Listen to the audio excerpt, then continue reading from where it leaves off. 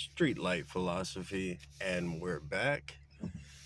Well, this phase of the storm is over. Thank God. Hope everybody watching made it out okay. In my area, the neighborhoods are still covered in snow, as you can see, but all the main areas have been cleared.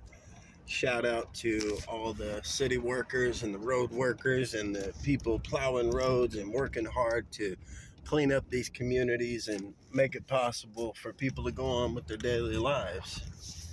From what I've been watching, we've got another round coming.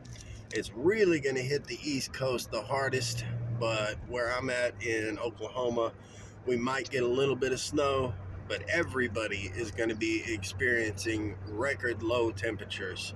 So make sure that, the people in your life, your animals, anybody that may not be ready for that kind of thing is prepared, and everybody hunker down, stay safe, and stay warm.